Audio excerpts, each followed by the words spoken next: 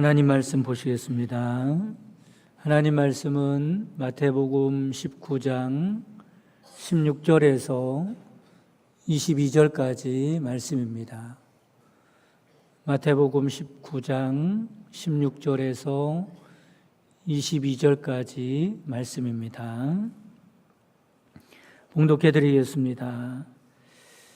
어떤 사람이 주께 와서 이르되 선생님이여 내가 무슨 선한 일을 하여야 영생을 얻으리이까? 예수께서 이르시되 어찌하여 선한 일을 내게 묻느냐? 선한 이는 오직 한 분이시니라. 내가 생명에 들어가려면 계명을 지키라. 이르되 어느 계명이오니까? 예수께서 이르시되 살인하지 말라, 간음하지 말라, 도둑질하지 말라, 거짓 증언하지 말라, 내 부모를 공경하라, 내 이웃을 내 자신과 같이 사랑하라 하신 것이니라. 그 청년이 이르되 이 모든 것을 내가 지켰사온데 아직도 무엇이 부족하니까? 예수께서 이르시되 내가 온전하고자 할진대 가서 내 소유를 팔아 가난한 자들에게 주라. 그리하면 하늘에서 부화가 내게 있으리라. 그리고 와서 나를 따르라 하시니 그 청년이 재물이 많음으로 이 말씀을 듣고 근심하며 가니라. 아멘. 할렐루야. 교회 다니는 사람들은 예수님을 왜 믿는지, 예수님을 믿는다는 것이 무엇인지를 잘 알고 교회를 다녀야 합니다. 교회를 다니지 않는 분들에게 예수님 믿고 구원받으세요 라고 이렇게 말을 하면 한 3가지 정도의 반응이 나옵니다. 첫째는 에이, 천국이 어디 있어? 지옥은 또 어디 있어? 나는 그런 것 안 믿습니다. 죽으면 다 끝나는 것이지 그런 게 어디 있습니까? 이렇게 반응을 합니다. 이런 사람들은 세상에 대한 미련이 강한 사람들이죠. 죽음 후에 천국이 있든지 지옥이 있든지 별 관심이 없는 사람들입니다. 그러나 우리 인간이 이 땅에서 천년 만년 살지 못합니다. 때가 되면 누구든지 다 죽게 되죠. 그 후에는 어떻게 됩니까? 그동안은 육에 있던 영혼이 육의 장막이 무너지면 영원한 세계에 들어가게 됩니다. 이 사실은 영혼이 있는 사람이라면 누구나 알 수 있는 사실이죠. 여러분, 누구나 사람은 다 영혼이 있기 때문에 이 사실을 알고 있어요. 전도서 3장 11절 말씀에 보면 하나님이 모든 것을 지으시되 하나님이 다 만드셨다네, 하나님이 다 지으셨다는 겁니다. 때를 따라 아름답게 하셨고 또 사람에게는, 사람도 하나님이 만드셨는데 사람에게는 영원을 사모하는 마음을 주셨느니라. 사람에게는 영혼이라고 하는 것을 주셔서 영원한 세계를 사모하는 마음을 주셨다는 거예요. 다 알고 있다는 겁니다. 그런데 문제는 죽어서 어디로 가느냐라는 것이 문제였죠. 이 사실에 대해서 확신이 없는 사람들은 죽음을 두려워합니다. 여러분, 죽음이 왔을 때 그 죽음을 편안하게 맞이하는 사람들이 있는가 하면 죽는 것이 두려워서 마치 사형장에 끌려가는 사람같이 그렇게 죽습니다. 여러분, 천국과 지옥이 있음을 믿으시기를 간절히 바랍니다. 히브리서 9장 27절에 한 번 죽는 것은 사람에게 정해진 것이요 그 후에는 심판이 있으리니 말씀합니다. 어느 나이 많이 드신 목사님을 통해서 들은 재미있는 이야기입니다. 한번 이 목사님이 버스를 탔는데 어떤 노인분이 내리면서 이 목사님에게 쪽지 하나를 건네주고 내리더랍니다. 그러니까 자기 혼자는 보기 아까우니까 목사님도 좀 보라고, 목사님은 좀 몰랐겠죠. 그래서 이렇게 건네주는 것을 받게 되었습니다. 거기에는 글이 적혀 있었는데 제목은 인생은 70부터라고 하는 제목이고 그 내용은 다음과 같습니다. 80세의 저승사자가 찾아오거든 집에 없다고 하여라. 90세의 저승사자가 찾아오거든 너무 이르다고 전해라. 100세의 저승사자가 찾아오거든 때가 아직 안 됐다고 전해라. 110세에 저승사자가 찾아오거든 내가 알아서 간다고 전해라. 이런 내용입니다. 가요 중에도 이런 가요가 있죠. 100세 인생인가라고 하는 가요가 이런 비슷한 내용입니다. 이 글은 언뜻 보면 죽음을 초월한 것 같이 보이지만 사실은 죽음에 대해서 두려워하는 마음이, 그래서 어떻게든지 죽음에 끌려가지 않으려고 하는 마음이 거기에 담겨져 있는 글입니다. 여러분, 그렇습니다. 우리가 원하든 원치 않든 때가 되면 다 죽기 마련입니다. 그런데 어떤 사람은 죽음을 인정하지 않으려고 합니다. 천국과 지옥을 의도적으로 생각하지 않으며 살려고 합니다. 그러나 여러분, 죽음은 올 것이고 천국과 지옥도 있다는 사실을 믿고 살아가는 여러분 되시기를 간절히 바랍니다. 두 번째는 예수님 믿고 구원 받으세요. 그러면 어떤 분이 이렇게 말합니다. 죄를 너무 많이 지어서 믿을 수가 없다는 거. 내가 죄가 많아서 교회 나갈 수 없다고 이렇게 말하는 사람도 있습니다. 이런 분들의 생각은 이런 거죠. 구원은 아주 선한 사람이 받는 것이라고 생각하는 사람들입니다. 그리고 이런 분들은 교회는 선한 사람들만 다니는 곳인 줄 알고 있어요. 물론 선해야 하지요. 선하지 않아도 된다는 말씀을 드리는 것이 아닙니다. 다만 구원은 선으로 받는 것이 아니라는 말씀을 드리는 거예요. 더 정확하게 말씀을 드리면 사람은 구원받을 만큼 선할 수 없음을 깨달으시기를 바랍니다. 그래서 역설적인 말이지만 여러분, 예수님을 왜 믿습니까? 선으로 구원받을 수 없기 때문에 예수님을 믿는 거예요. 내가 구원받을 수 있을 만큼 선하다면 예수님께서 십자가에 달려 돌아가실 이유가 어디 있겠습니까? 이 사실을 아는 사람이 교회 다니는 사람들입니다.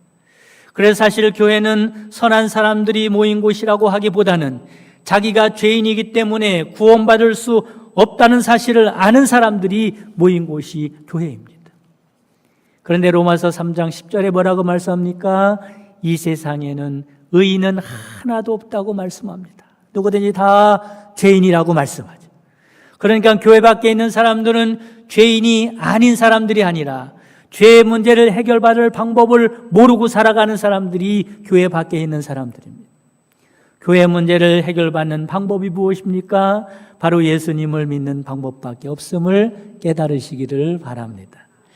갈라디아서 1장 4절에 그리스도께서 하나님 곧 우리 아버지의 뜻을 따라 이 악한 세대에서 우리를 건지시려고 우리 죄를 대속하기 위하여 자기 몸을 주셨으니 말씀합니다. 예수님께서 자기 몸을 어디에 주셨어요? 십자가에 달려 주셨습니다. 그렇기 때문에 죄를 너무 많이 지어서 예수님을 믿을 수 없습니다라고 말하면 오히려 그래서 예수님을 믿어야 한다고 대답을 해줘야 합니다. 세 번째는 예수님을 믿고 구원받으라고 하면 어떤 분이 이렇게 말합니다. 모든 종교는 다 똑같지 않습니까? 라고 말합니다. 그리고 모든 종교가 추구하는 것이 선이고 선하게 살면 구원받는 것 아닙니까? 말하죠. 오늘 본문 말씀이 바로 이런 이야기를 하고 있습니다. 모든 종교는 선하게 살자는 것이 아닌가? 선하게 살면 구원받을 수 있는 것 아닌가? 라고 하는 질문을 이 본문을 통해서 하고 있습니다. 오늘 본문 16절에 보면 이런 말씀이 나오죠. 어떤 사람이, 젊은 청년입니다. 어떤 사람이 주께 와서 이르되 선생님이여 내가 무슨 선한 일을 하여야 영생을 얻으리까? 라고 말하죠. 여러분, 이 말씀을 잘 이해해야 합니다. 우리는 이 질문에서 청년의 마음을 읽을 수 있습니다. 이 청년의 마음은 예수님께서 자신이 선으로 구원받았다는 것을 확인시켜 주기를 원했어요. 예수님께 와서 예수님, 저 정도면 구원받지 않았겠어요? 라고 하는 것을 예수님께 확인받고 싶어서 얘기하는 거예요. 제가 이렇게 최선을 다해서 살아가고 선악하게 살았는데 저 같은 사람이 구원받지 못하면 누가 구원을 받을 수 있겠습니까? 라고 그렇게 말을 하고 있는 거죠. 여러분, 그렇습니다. 이 청년은요, 어떤 면에서 보더라도 더할 나위 없이 훌륭한 청년이었어요. 이 청년이 어떤 청년이냐 봤더니 이 청년은 재산이 많은 부자라고 말씀합니다. 22절에 보면 재물이 많은 사람이라고 말씀하죠. 이 청년은요, 신앙이 좋은 청년이었기 때문에 불의한 방법으로 돈을 벌지 않았을 겁니다. 정당한 방법으로 돈을 벌었을 겁니다. 정당한 방법으로 돈을 벌려고 하니 얼마나 열심히 일했겠습니까? 열심히고 성실하게 그렇게 돈을 많이 버는 그런 훌륭한 청년이죠. 두 번째는 이 청년은 사회적인 지위도 있다고 말씀합니다. 누가복음 18장 18절에 보면 이 청년은 관원이라고 합니다. 지금으로 말하면 국회의원 정도 되는 것 같습니다. 이 청년은 당시 사회적으로도 상당히 출세를 한 사람임에 틀림이 없습니다. 세 번째, 이 청년은 신앙도 좋은 청년이었습니다. 예수님께서 이 청년에게 생명에 들어가려면 계명을 지키라고 말씀하시자 이 청년이 뭐라고 말합니까? 제가 모든 계명을 다 지켰습니다. 여러분, 감히 이렇게 말할 수 있는 사람이 어디 있겠어요? 이 청년이 얼마나 믿음이 좋아. 하나님이 말씀하신 그 계명을 다 지켰다고 그렇게 큰 소리치고 있습니다. 여러분, 어떻습니까? 이 청년은 거의 완벽한 청년입니다. 신랑감으로도 최고죠. 거기다가 신앙도 얼마나 좋습니까? 그래서 청년은 이런 조건을 내세우면서 예수님께 질문하는 거예요. 예수님, 어떻습니까? 제가 영생을 얻기에 부족한 것이 있겠습니까? 이 청년은 예수님께서 그래, 맞다. 너같이 선하고 성실하고 착하고 훌륭한 청년이 구원받지 못한다면 누가 구원을 받을 수 있겠느냐라고 하는 칭찬을 기대하면서 예수님께 물어본 겁니다. 그러나 예수님의 대답은 달랐어요. 뭐라고 말씀하시는 겁니까? 구원받기에 부족하다고 말씀하시죠. 너 구원받기에 부족해. 그리고 예수님께서 청년이 확실하게 구원받을 수 있는 방법을 제시하고 있습니다. 21절에 그런 말씀하죠. 예수께서 이르시되 내가 온전하고자 할진대 가서 내 소유를 팔아 가난한 자들에게 주라. 그리하면 하늘에서 보화가 내게 있으리라. 그리고 와서 나를 따르라 하시니. 이 말씀이 우리에게 주는 교훈이 있습니다. 그건 먼저 사람의 선한 행위와 노력으로는 그 누구도 구원받을 수 없다는 말씀을 하고자 하는 것입니다. 왜 그렇습니까? 17절에 이런 말씀이 있죠. 예수께서 이르시되 어찌하여 선한 일을 내게 묻느냐? 선한 이는 오직 한 분이시니라. 그 한 분이 누구겠어요? 하나님이시고. 왜 나에게 선을 논하느냐 말이죠. 선은 오직 하나님밖에 선한 분이 없다는 겁니다. 사람이 아무리 선하다고 해도, 아무리 선하게 살려고 노력한다고 할지라도 하나님의 선에 도달할 수 없는 겁니다. 세상에 그럴 사람이 누가 있겠습니까? 그러므로 사람은 선으로 구원받을 수 없는 것입니다. 예를 드는 거지요. 이 청년도 한번 보세요. 이 청년이 얼마나 훌륭한 청년이에요. 그런데 예수님께서 21절에 예수께서 이르시되 내가 온전하고자 할진대, 아직 부족하단 말이에요. 네가 온전하고자 할진대 가서 내 소유를 팔아 가난한 자들에게 주라. 그리하면 하늘의 보화가 내게 있으리라. 그리고 와서 나를 따르라 하시니. 정말로 예수님의 말씀에 순종했네요? 순종하지 못했어요. 부족한 거예요. 그 청년이 재물이 많음으로 이 말씀을 듣고 근심하며 가니라.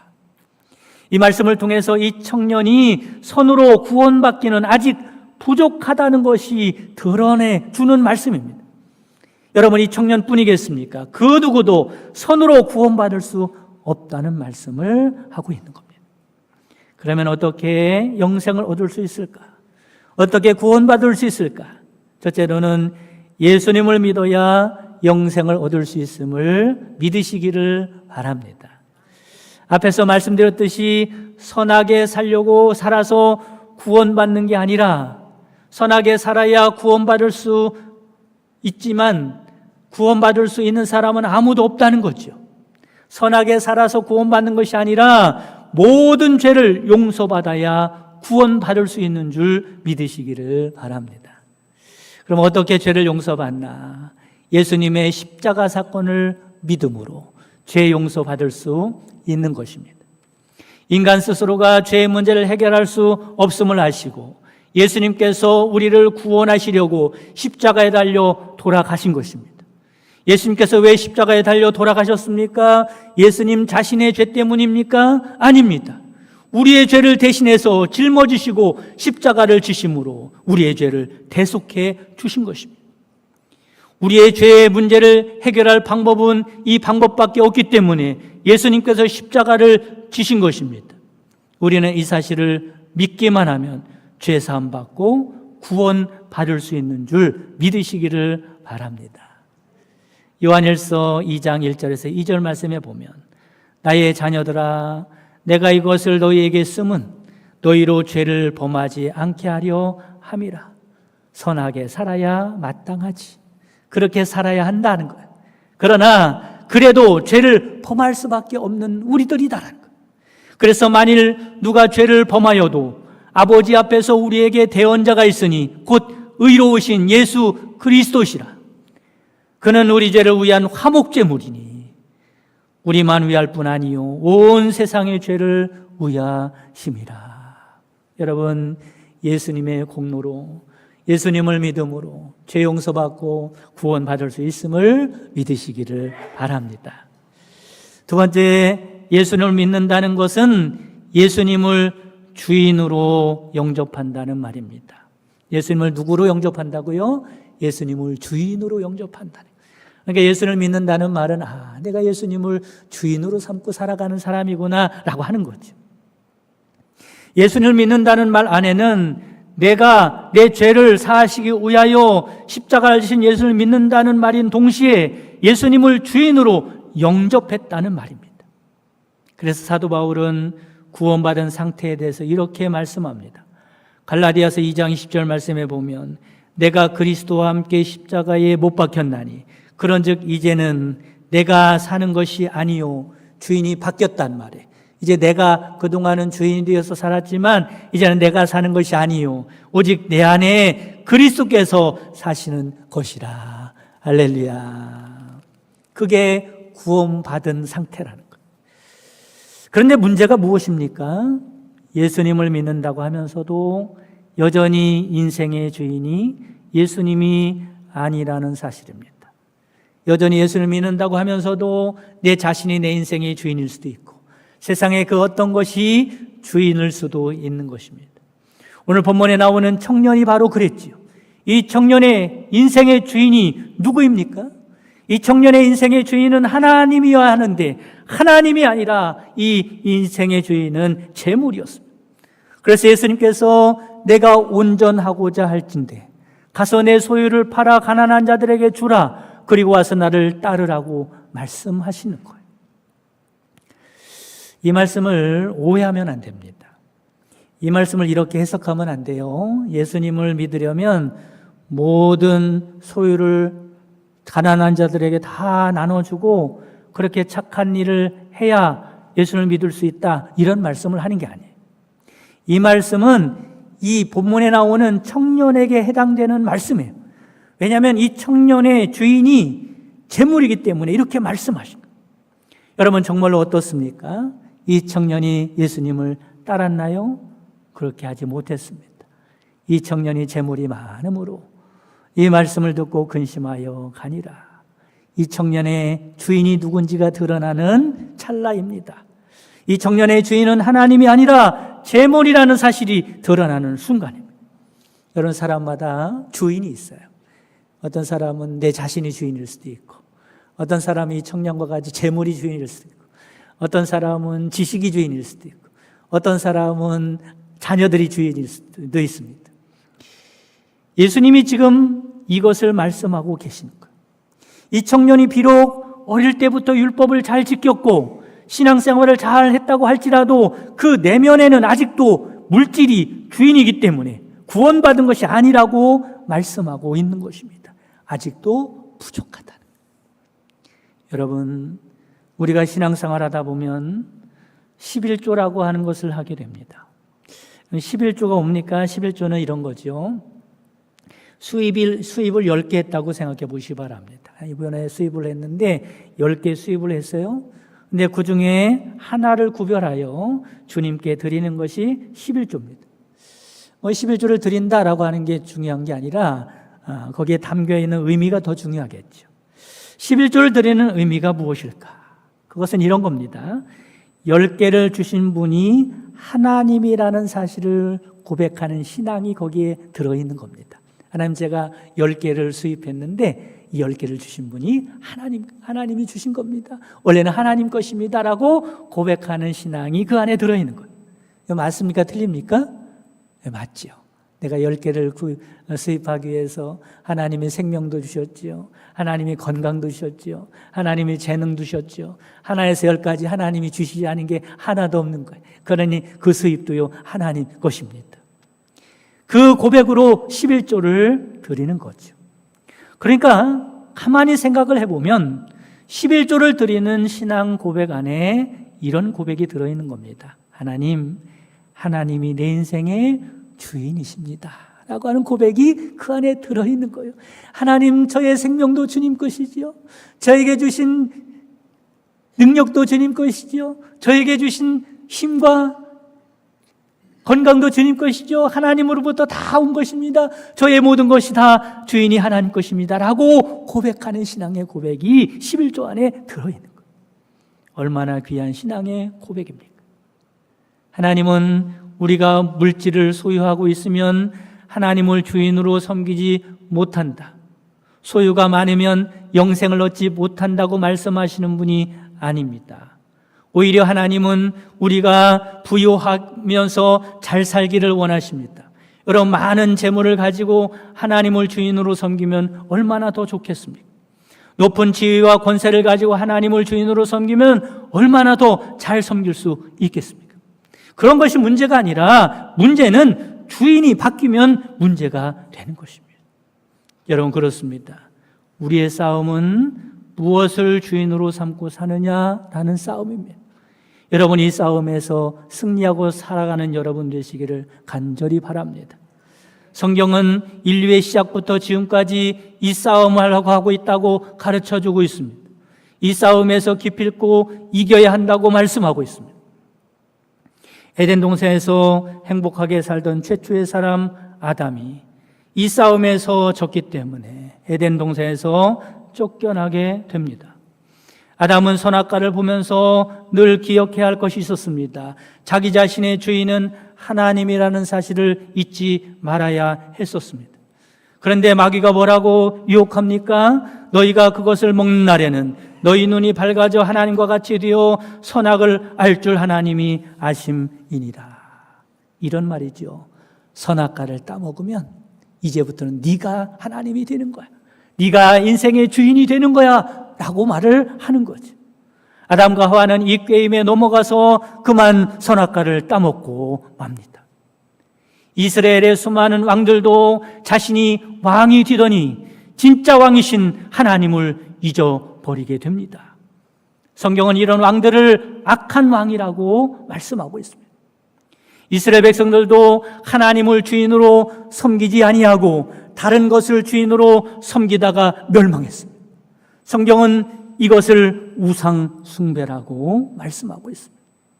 여러분, 우리는 하나님을 주인으로 섬기는 싸움에서 이겨야 영생을 얻을 수 있음을 깨달으시기를 바랍니다. 영생이라는 것이 무엇일까? 영생은요, 죽어서 천국 가는 것도 영생이지만 정확하게 말씀을 드리면 하나님의 은혜 안에 살아가는 게 영생입니다. 이 땅에 살 때도 하나님의 은혜 안에 살아가면 그게 영생을 사는 거예요. 이 땅을 떠나도 하나님이 다스리시는 나라, 하나님의 나라에 들어가는 것이 영생입니다. 하나님은 지금부터 영원토록 누구의 인생을 책임지십니까? 하나님을 주인으로 삼고 살아가는 사람의 인생을 책임지시는 거예요. 그들을 하나님의 은혜 가운데 살게 하시는 거예요. 영생을 누리며 살게 하시는 거예요. 사랑하는 성도 여러분, 여러분의 인생의 주인이 누구라고 생각하십니까? 혹시 하나님이 주인이 아니라 세상의 어떤 것이 주인이라면 이 시간에 주인을 바꾸는 시간 되시기를 바랍니다. 바라기는 평생토록 하나님을 주인으로 삼고 영생을 누리며 살아가는 복된 여러분 되시기를 주님의 이름으로 축복합니다. 지금은 우리 주 예수 그리스도의 구속의 은총과 하나님의 크신 사랑하심과 성령님의 내주교통 충만 역사하심이 하나님을 주인으로 삼아 영생을 누리며 살기 원하는 모든 성도들 머리머리 위에와 그 가정과 사랑하는 자손들과 그 손으로 하는 모든 생업 위에 지금부터 영원까지 함께 계시기를 주님의 이름으로 축원하옵나이다. 아멘.